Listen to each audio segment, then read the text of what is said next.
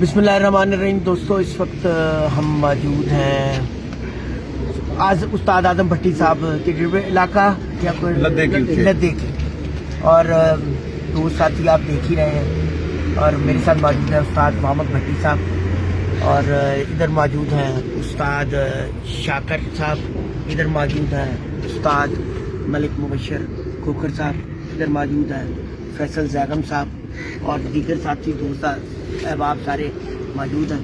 तो जिस सिलसिले में आज हम इकट्ठे हुए हैं वो सिलसिले में मैं लेके चलूँगा उस्ताद मोहम्मद भट्टी साहब की तरफ, जिनकी कोशिशों से ये सब कुछ हुआ है, वो ही अगला अहवाल बयान करेंगे। अस्सलाम वालेकुम जी, तमाम दोस्तों को अस्सलाम वालेकुम। बात नहीं आने तमाम दोस्तों को अस्सलाम वालेकुम जी।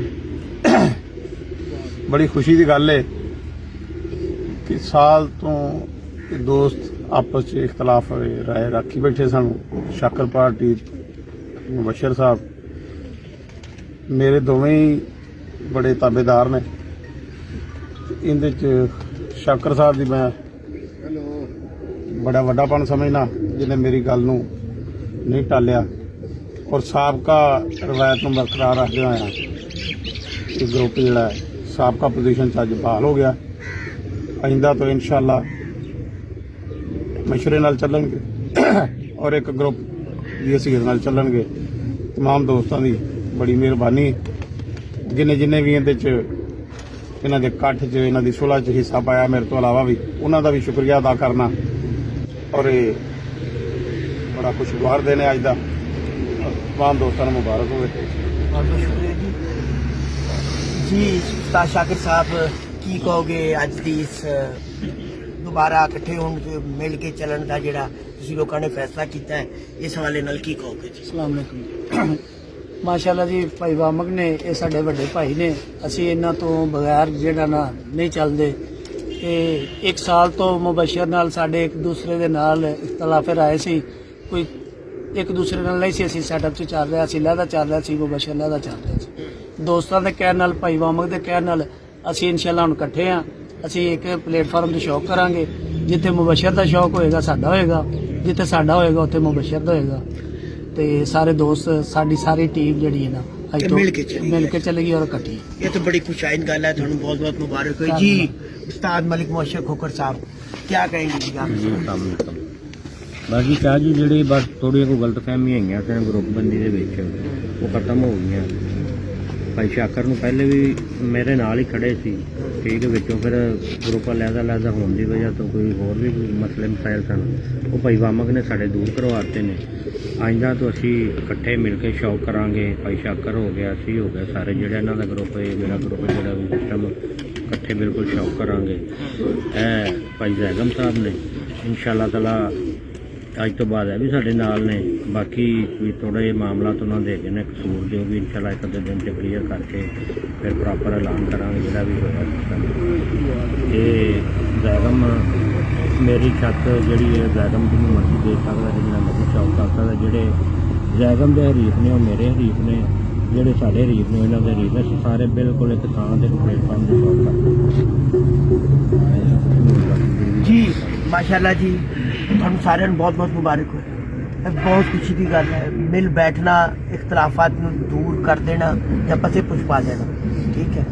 यह बड़ेपन की भी निशानी है। तुसी दोनों उस्ताद मलिक मुबशर खोखर साहब, उस्ताद शाकिर साहब, असीं तुहाडे दोनों की खुशी है कि तुसी साडी गल मन्नी भी है ते दोबारा एक हो गए हो, एक प्लेटफार्म से इकट्ठे हो गए हो और मिल के जिहड़ा दोबारा शौक का फैसला किया है। ते तुहाडे सारे इस वक्त दोस्त साथी शागिर्द माशाअल्लाह इकट्ठे हैं। ते आजम साहब जिन्होंने अब मेज़बानी की है साडी, उन्हां दे भी शुक्रगुजार हैं। एक सेकंड सर, ये जी आजम साहब ने जिन्होंने साडे मेज़बानी के फराइज सर अंजाम दिते ने, तुहाडा बहुत बहुत शुक्रिया जी। मेहरबानी जनाब ताबेदार। ते तुसीं की कहना चाहोगे? ਅਸੀਂ ਤੇ ਕਹਿਣਾ ਜਿੱਧਰ ਸਾਡਾ ਬੌਸ ਟੁਰੇਗਾ ਅਸੀਂ ਤੇ ਉਧਰ ਹੀ ਟੁਰਾਂਗੇ। ਭਾਈ ਬਸ਼ਰ ਨਾਲ ਬਾਜ਼ੀਆਂ ਸੌਣ ਦੇ ਸ਼ਗਿਰਦਾਂ ਨਾਲ ਬਾਜ਼ੀਆਂ ਸੌਣ ਸਾਡੀਆਂ ਅੱਜ ਤੋਂ ਬਾਅਦ ਖਤਮ ਹੋ ਗਈਆਂ ਨੇ। ਭਾਈ ਵਾਮਕ आया ਸਾਡੇ ਕੋਲ ਤੇ ਅਸੀਂ ਤਾਬੇਦਾਰ। मेहरबानी। ये जी हमारे साथ मौजूद है उस्ताद शहबाज मेंबर साहब, चैंपियन लाहौर भी है, जेड चैंपियन 2022 लाहौर का टाइटल भी अल्हम्दुलिल्लाह इनके पास है, जबरदस्त परफॉर्मर भी है। हाँ जी शहबाज साहब की कहोगे अज दे सारे जो माशाल्लाह बड़े अच्छे तरीके नाल तुहाडी पार्टी का मामला सैटल होया है? जी अस्सलाम वालेकुम। माशाल्लाह जी बड़ा अच्छा फैसला किया दोवां ने, बहुत ज़बरदस्त। इंशाल्लाह मज़ा आएगा गेम का इंशाल्लाह। जी फैसल साहब कुछ आज के सारे माशाल्लाह जी बड़ी खुशी हुई, सारे उस्ताद शाकर साहब ने सारे दोस्त अहबाब सारे मिल के जो फैसला किया इंशाल्लाह ताला असी एज ए अपना सरबरा अपना रहबर अपना वड्डा भाई इंशाल्लाह ताला उम्मीद कर रहे हैं कि सानू ना इन्होंने खुशी हो रही साढ़े नाल चल के ते सानू खुशी हो रही।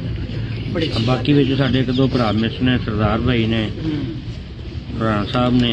ਉਹ ਸਰਦਾਰ ਭਾਈ ਦਾ ਤੁਹਾਨੂੰ ਪਤਾ ਫੌਤਗੀ ਦੀ ਵਜ੍ਹਾ ਤੋਂ देखो जी शौक की गेम है, साड़ी खुशकिस्मती है कि चलो जो भी पिछे मिसअंडरस्टैंडिंग हुई ने, जो भी मामलात आए हैं उन्होंने डिस्कस की करनी है। साड़ी खुशकिस्मती है कि एक ग्राउंड का प्लेयर ते एक अच्छा सिफत इंसान पता उदे लगता जो बंदा किसी ने मुलाकात होती, कोई गुफ्तगू होती, गलबात। हर बंदे की एक अपनी सोच है, हर बंदे ने अपनी सोच के मुताबिक ही अपने फैसले किए हैं। असी अपने फैसले तो बहुत खुश हाँ कि असी भाई मुबशर के नाल खड़े। ये जी आज की ये तकरीब का अहवाल था जी, जिसके लिए इकट्ठे हुए हैं और सारे माशाल्लाह एक बड़ा खुशाइंद लाहौर के शौक में एक और खूबसूरत इजाफा कर लें आप, एक अच्छी खबर मुनफरद इजाफा जी बिल्कुल। और इसमें उस्ताद वामक साहब का बड़ा जिद्दी किरदार है, उन्होंने किरदार अदा किया है इन दो साथियों को दोबारा इकट्ठे करने में और इनकी जो गलत फहमियाँ हैं उनको दूर करने में। इसी के साथ इजाज़त चाहेंगे जी, बहुत बहुत शुक्रिया।